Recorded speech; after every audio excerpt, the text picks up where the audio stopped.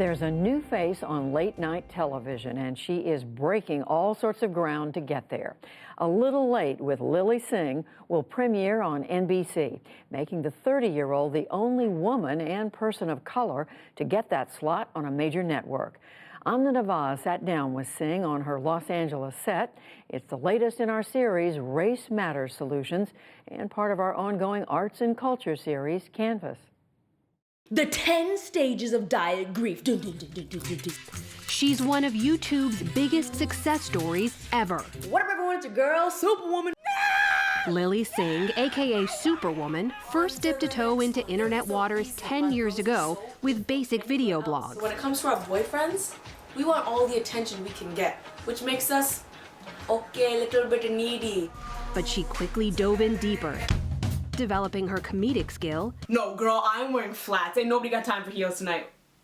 Wait, what? And over the years, upping her production game, translating both into 14 million subscribers and over 3 billion video views. The president wanna build the wall cause I'm brown. I'm like Chris Jericho, I'll break the wall down. She's now going where no YouTuber has gone before, network television. Tonight, she'll make her debut on NBC as host of A Little Late with Lilly Singh, taking over the late-night time slot from Carson Daly. Welcome to the show. Singh made the announcement in March, welcomed by her fellow NBC late-night hosts, Jimmy Fallon and Seth Meyers. Indian-Canadian woman also. Come on, man, breaking records. So I'm super honored and humbled. She built her fame by standing out online, and in her new role, Singh will definitely stand apart. When your show premieres, you are going to be the only woman on the major networks in late night in a sea of white male hosts. How are you thinking about that? Honestly, it's exciting and nerve-wracking at the same time. I mean, it's a huge honor. I'm so humbled to be part of creating that path because let's be real, I wouldn't be here without the women that helped pave the path before me. But I think that's, for the same reason, it's so important for me to bring that authentic point of view, you know? She'll also be the only woman of color on late night television and the first LGBTQ host of any network late night show ever. Singh came out as bisexual to her family last year and to her fans just 6 months ago. It's been tough, but at the end of the day, I always say there's 2 ways that you can go. You can go the route that is scared, I'm scared, or you can go the route of I'm gonna lead with love. And I think the route of leading with love is, even though this is scary, I'm going to share this about myself because it will help people. And all I wanna do is encourage more people in our community, especially our South Asian community, to be like, even if something is scary and you're not supposed to talk about it, talk about it. Talk about it, lead with love. That lesson was years in the making, tracing back to 2010 when Singh posted her first video on YouTube. With no clear career plans, struggling with depression, and living in her parents' suburban Toronto home. But right away, Singh says, she knew this was her path. And what was that conversation with your parents like? What is the line you deliver? Okay, it was like, hey, I don't want to go to grad school. I would like to make videos on YouTube. Sounds reasonable. Yeah, they had a lot of questions. But I think in their mind, they were like, this is a phase. She's gonna grow out of it. Next year, she's gonna do these essays, get into graduate school. I do not think they were expecting me to make a career out of this. I don't think anyone was, to be fair. Branding herself as Superwoman, Singh set herself apart on a crowded internet by leaning into her view of the world. Why the bloody hell you wake up so late, huh?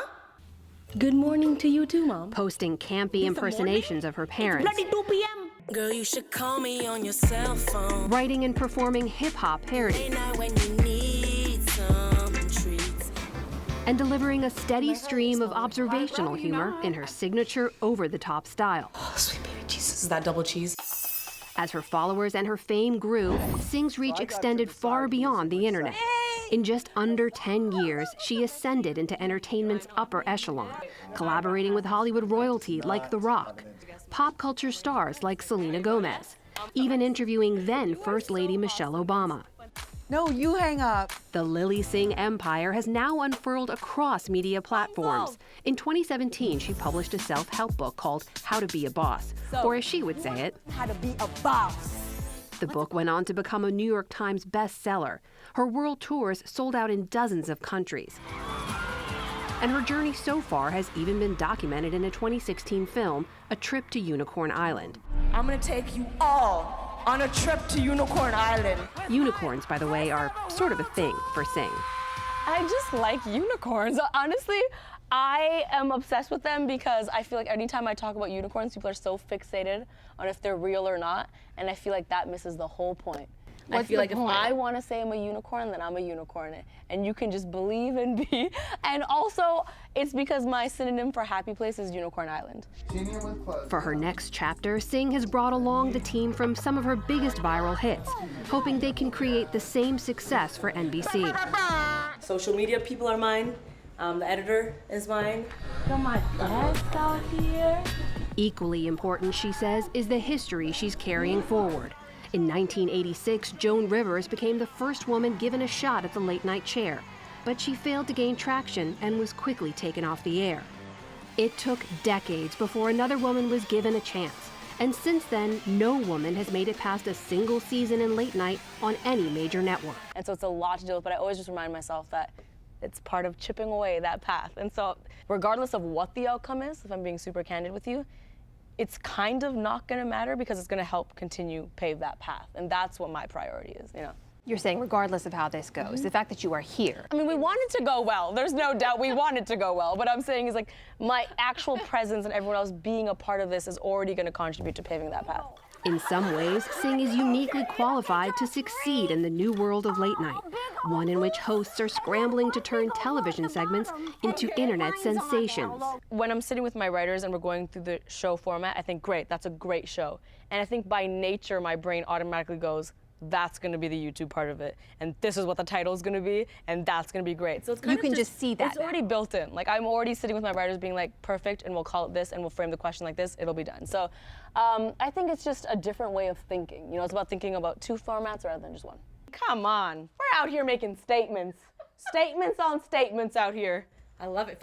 When her show premieres tonight, Singh says she knows she'll be speaking to a largely new television audience, one she won't have much time to win over. I want to go out there and be like, this is my point of view, this is what I'm going through, these are my thoughts and feelings, this is the person I am, and this is the person I want you to get to know, not just talk show host, but like, I want you to get to know Lily.